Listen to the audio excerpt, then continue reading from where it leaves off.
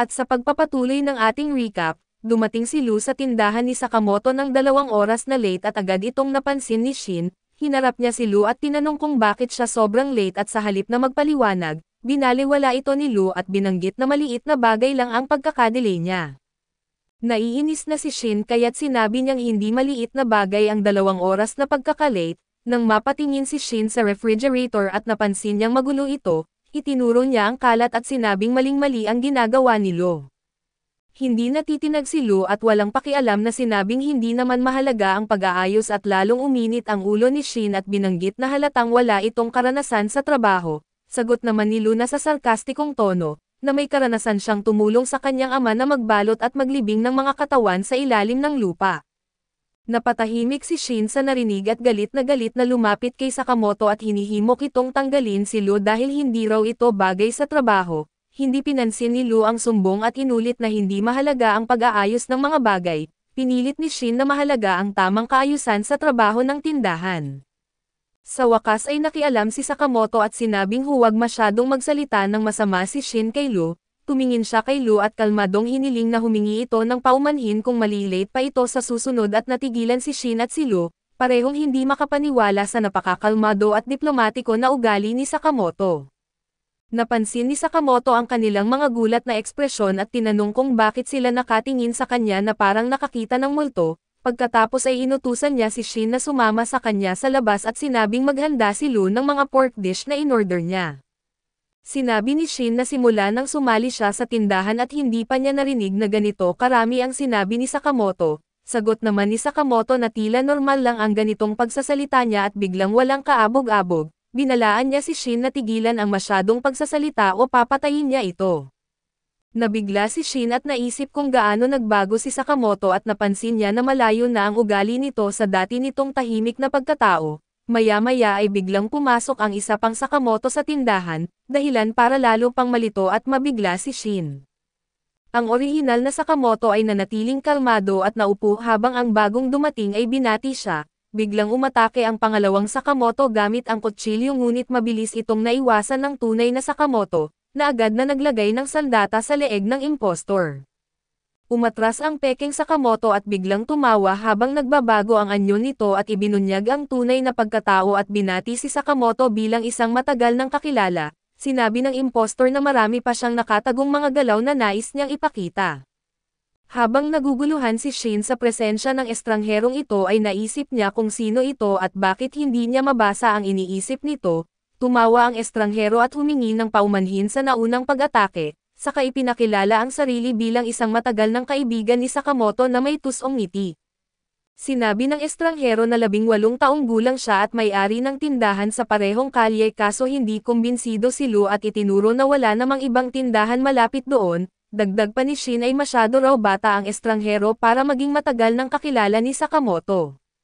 Nilinaw ni Sakamoto ang katotohanan na ang lalaki ay totoong ang matagal na niyang kaibigan, ngunit 27 taong gulang na ito at sa kabila ng paliwanag ni Sakamoto ay nanatiling may pagdududa sina Shin at Lu, kaya't nagpasya silang itali ang estranghero sa isang upuan upang hindi makatakas. Nanatili ang estranghero na kalmado at nagbunyag ng nakakabahalang balita na nasa panganib ang buhay ni Sakamoto. Ipinaliwanag niya na may nakapatong na $1,000,000 na pabuya sa ulo ni Sakamoto, kaya't maraming mamamatay tao ang nag-aabang upang makuha ang gantimpala. Napailing si Shin at nagbiro na masyado raw maliit ang halagang iyon para sa kakayahan ni Sakamoto. Nagpakilala ang estranghero bilang si Tojo at ipinaliwanag na ipinasya ng association ang pagpatay kay Sakamoto noong nakaraang araw. Nagbabala siya na sa oras na kumalat ang balita kinabukasan ay dadagsa ang mga umaatake at biglang pumasok ang isang lalaki na nagde-deliver ng pizza, dala ang isang malaking kahon na tinanong niya kung sino ang umorder. Masiglang umamin si Lu na siya ang umorder at tuwang-tuwa na dumating na ang kanyang pizza. Ngunit biglang naramdaman ni Shin gamit ang kanyang psychic na kakayahan na ang delivery man ay isang mamamatay tao. Bago pa makakilos ang sinuman ay tinanggal ng lalaki ang kanyang pagkukunwari at inilabas ang sandata na nakatago bilang pizza cutter at biglang umatake kay Tojo.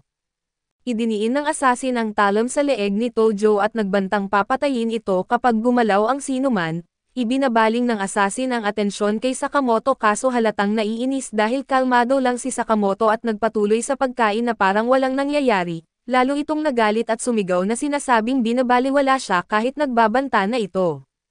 Bago pa lumala ang sitwasyon ay mabilis na kumilos si Tojo at sa isang maayos na galaw ay napasuko niya ang assassin, sinasakal ito hanggang mawalan ng malay at sinigurong wala na itong magagawa, matapos masigurong na-neutralize ang banta at tumingin si Tojo kay Shin at seryosong inulit ang kanyang babala tungkol sa panganib.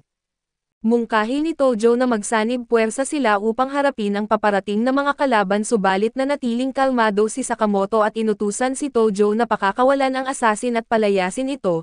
Nagtaka si Tojo at tinanong kung paano hahawakan ni Sakamoto ang sunod-sunod na banta.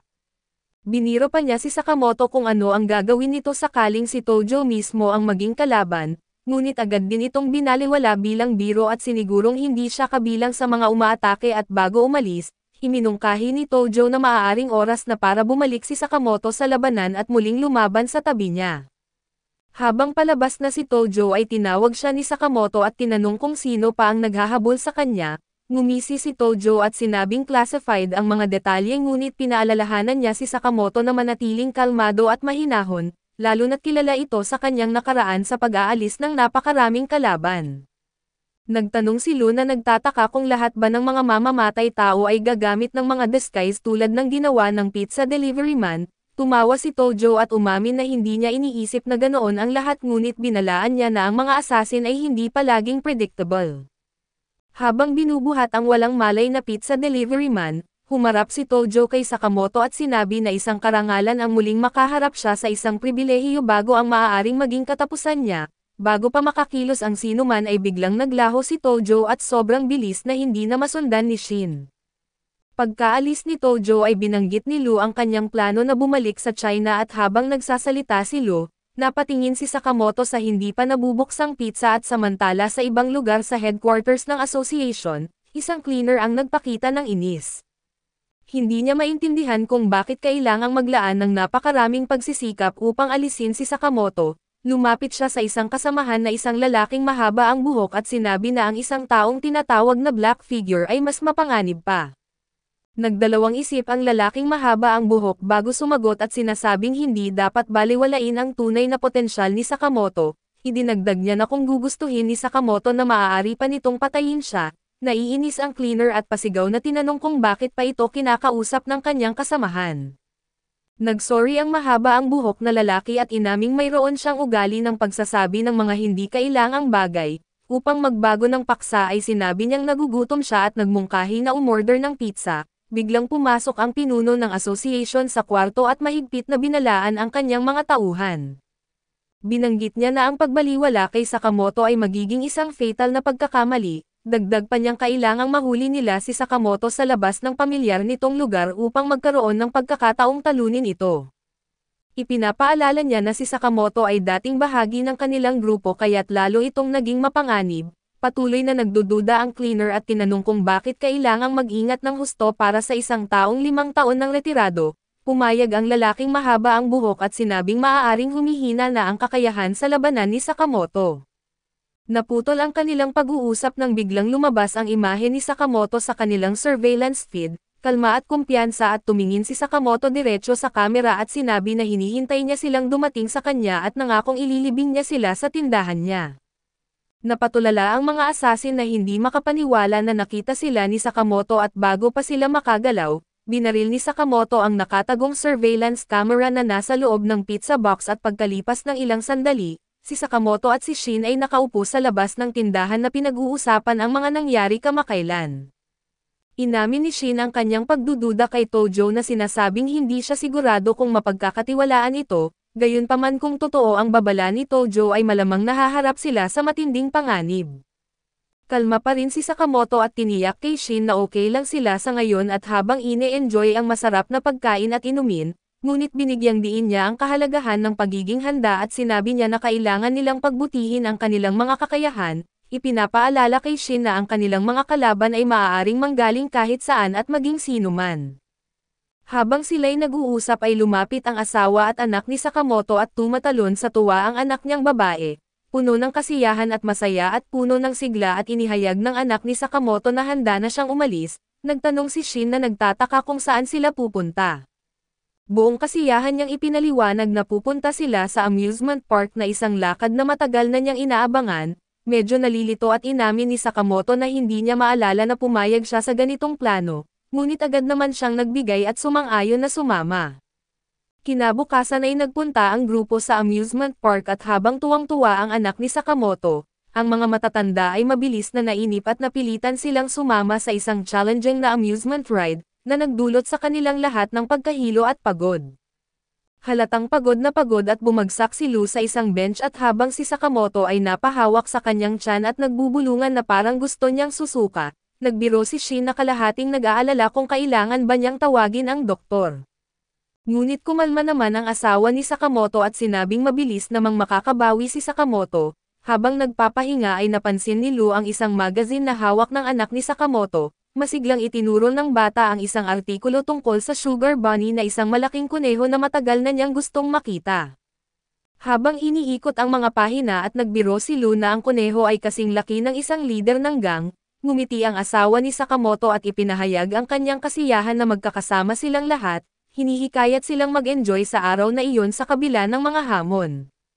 Samantala ay nanatiling alisto si Shin at hindi maalis sa isip ang babala ni Tojo tungkol sa bounty kay Sakamoto. Lumapit siya kay Lu at iminungkahing mag-ingat sila upang masiguro ang kaligtasan ng pamilya ni Sakamoto. Binanggit ni Shin na kailangan nilang maging mapagmatsyag at pigilan ang sinumang makakalapit na maaaring makapanakit. Sinuri ni Lu ang masikip na amusement park na hindi komportable sa dami ng tao na nagpapahirap tukuyin ang anumang potensyal na banta. Napansin ni Shin ang kanyang pag-aalala at sinigurong mababantayan niya ang paligid gamit ang kanyang kakayahang basahin ang iniisip ng mga nasa loob ng 30 metrong radius. Idinagdag niyang kung mayroong taong may masama na balak ay agad niyang mararamdaman ang kanilang emosyonal na enerhiya. Naiinis si Lu at tinanong si Shin kung binabasa rin ba nito ang kanyang isip kapag magkasama sila. Itinanggi ito ni Shin at sinasabing abala siya sa ibang mga bagay.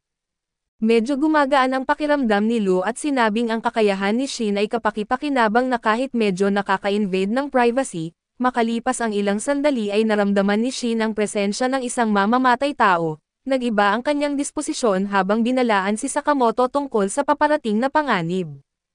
Kalmado si Sakamoto na tinanggap ang babala at habang si Lu ay sumaklolo upang aliwin ang asawa at anak ni Sakamoto, sinisiguro na hindi nila mapansin ang nangyayari at mula sa karamihan, lumitaw ang mamamatay tao na kilala bilang The Cleaner na nakikipagtitigan kay Sakamoto.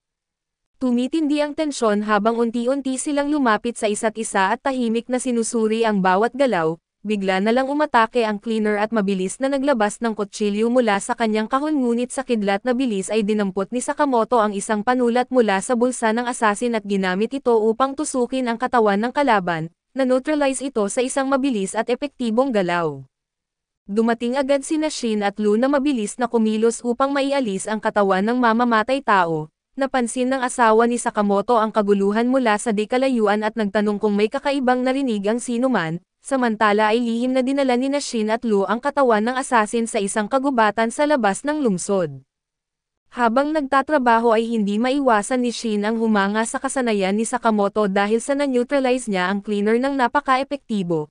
Parang hindi man lang siya tumingin dito at samantala ang lalaking mahaba ang buhok mula sa association ay naalala ang kanyang babala tungkol sa walang kapantay na lakas ni Sakamoto, na hindi pinansin ng Cleaner. Ngunit ngayon ay lumipat ang kanyang atensyon kay Shin at napagtatantong posibleng banta ang kakayahan nitong magbasa ng iniisip mula sa malayo. Determinado siyang suriin ang kakayahan nila kaya't nagpasya siyang subukan ang kanyang kapalaran laban sa kanila. Pagbalik ni Shin at Lu sa amusement park ay naramdaman ni Shin ang kakaibang presensya malapit sa kanila kaso hindi niya matukoy kung saan nanggagaling, lingid sa kanyang kaalaman at isang hindi kilalang tao ang tahimik na dumaan sa likuran niya, na sumasama sa karamihan.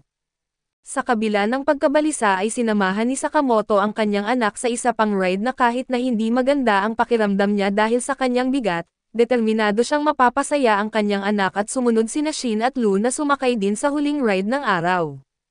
Napansin ni Lu ang kanilang napiling pwesto at tinanong si Shin na may halong pag-alinlangan kung bakit doon sila pumwesto. Ang masiglang atmosfera ng parke ay tila salungat sa nananatiling tensyon, dahil parehong alam nilang may mga nakatago na banta. Ipinaliwanag ni Shin na ang kanilang posisyon ay strategic at pinili upang masigurong protektado ang pamilya ni Sakamoto, ngunit hindi kumbinsido si Lu at itinuro ang isang lalaking mahaba ang buhok sa lugar, sinasabing kain na hinala ito. Narinig ng lalaking mahaba ang buhok ang komento ni Lu at napagtanto niyang tama ang kanyang hinala. Agad na nakuha ni Shin ang iniisip ng lalaki gamit ang kanyang kakayahan at napagtanto na ito ang asasin na kanilang hinahanap. Mabilis niyang binalaan si Sakamoto at itinuro ang lalaki sa kaliwa. Tumingin si Sakamoto sa direksyon ng asasin at eksaktong hinugot nito ang nakatagong baril at nagpaputok. Sa isang iglap ay na-deflect ni Sakamoto ang bala gamit ang matalim at eksaktong galaw, dahilan upang magulat ang asasin. Ang gulat ng asasin ay napalitan ng pagmamadali habang sumugod si Shin sa aksyon. Direkta siyang tumalon papunta sa asasin at hinihila ito mula sa upuan at nagagawan ang dalawa habang nasa ere. Mabilis kumilos ang asasin at sinuntok si Shin upang makawala sa kanyang hawak. Bumagsak sila at tumama sa metal rails ng ride at tinuya ng asasin si Shin at tinawag siyang tanga at sinabing balak niyang patayin ito. Sa kabila ng pagkadapa ay tumugon si Shin na may matibay na kumpiyansa. Iginiit niya na day off ni Sakamoto at mali ang napili ng asasin na lugar para gumawa ng gulo. Habang paparating ang tren ng ride papalapit sa kanila sa mga riles ay agad na tumalon si Shin papunta rito upang makaiwas na masasagasaan. Sumunod ang asasin na tumalon ng mataas sa ere at naghagis ng mga kutsilyo kay Shin habang nasa himpapawid.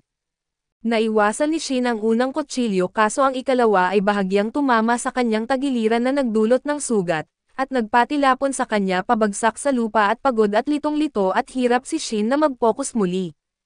Malabo ang kanyang paningin habang ang sakit mula sa sugat ay unti-unting umaapekto sa kanya. Nakatayo sa ibabaw niya at ngumisi ang asasin at tinutya si Shin sa tinamo niyang matinding pinsala. Malamig nitong sinabi na mukha na siyang nasa bingit ng kamatayan ngunit aminadong curious sa katatagan ni Shin.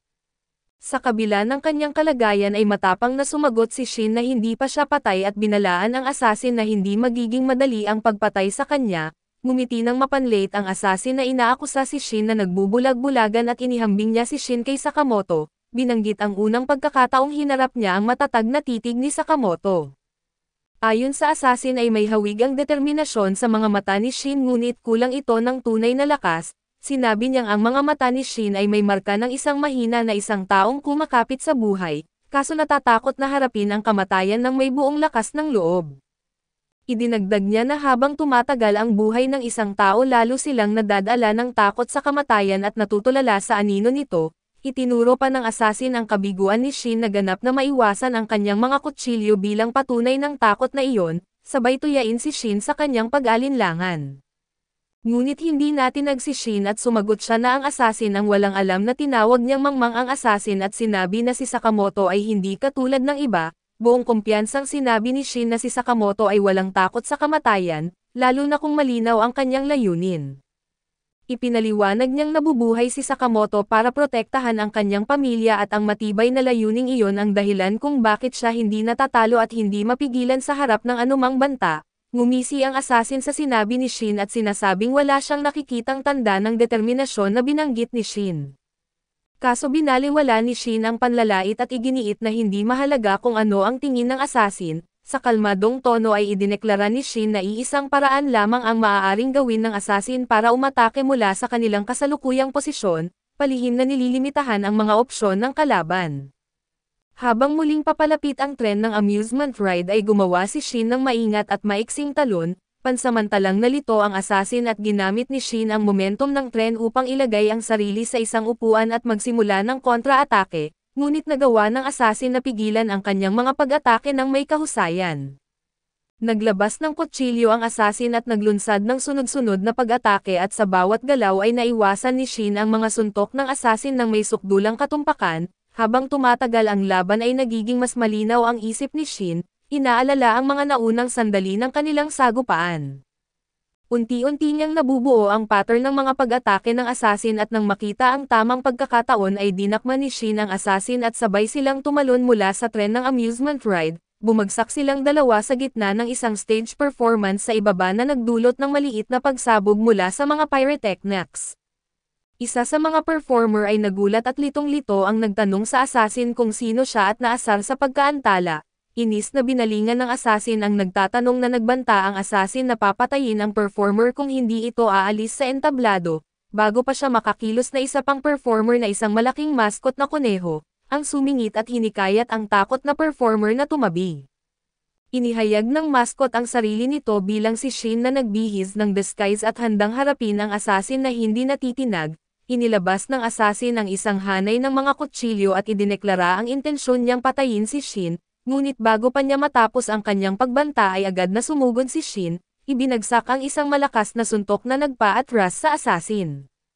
Ang mga manonood na walang kamalay-malay sa tunay na panganib ay sumabog pa sa hiyawan at palakpakan, iniisip na bahagi lamang ng palabas sa entablado ang sagupaan na mabilis na nakabawi ang assassin at gumanti gamit ang sunod-sunod na mga atake, mabilis na hinahagis at inihahampas ang kanyang mga kutsilyo kay Shin.